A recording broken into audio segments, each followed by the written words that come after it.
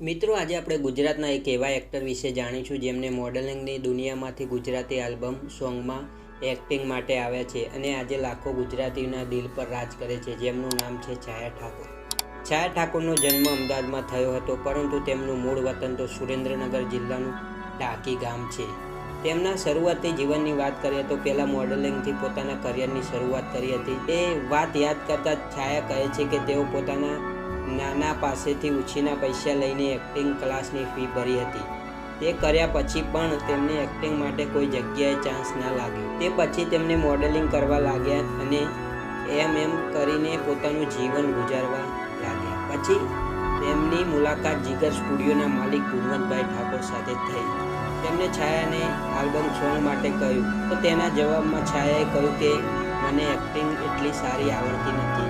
તે પછી ગુણવંતભાઈએ કહ્યું, અમે તમને ફૂલ સાથ સહકાર આપીશું, તમે ખાલી હા કહો.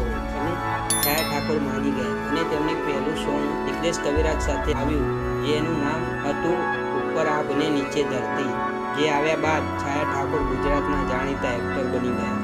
તે પછી તેમને ઘણા બધા આલ્બમ સોંગ કર્યા જે ખૂબ હિટ રહ્યા. તેમના ખૂબ હિટ અને જાણીતા સોંગની વાત કરીએ તો વમરું મેલી બનવા હેડી છે બજાર છે અને રાકેશ બારોટ સાથે તેમની ટૂંક સમયમાં ફિલ્મ પણ આવવાની છે, જેનું નામ છે મને લાગી રે લગન તારા પ્રેમની.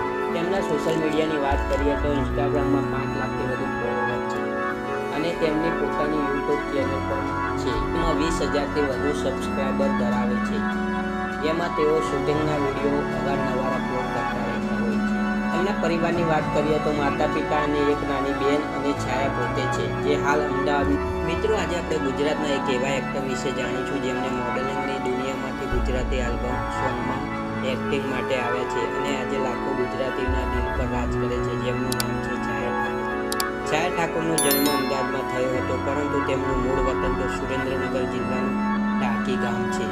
તેમના શરૂઆતી જીવનની વાત કરીએ તો પહેલાં મોડેલિંગથી પોતાના કરિયરની શરૂઆત કરી હતી. તે વાત યાદ કરતાં છાયા કહે છે કે તેઓ પોતાના નાના પાસેથી ઉછીના પૈસા લઈને એક્ટિંગ ક્લાસની ફી ભરી હતી. તે કર્યા પછી પણ તેમને એક્ટિંગ માટે કોઈ જગ્યાએ ચાન્સ ના લાગ્યો. તે પછી તેમને મોડેલિંગ કરવા લાગ્યા અને એમ કરીને પોતાનું જીવન ગુજારવા લાગ્યા. પછી તેમની મુલાકાત જીગર સ્ટુડિયોના માલિક ગુણવંતભાઈ ઠાકોર સાથે થઈ. તેમને છાયાને આલ્બમ સોંગ માટે કહ્યું, તો તેના જવાબમાં છાયાએ કહ્યું કે મને એક્ટિંગ એટલી સારી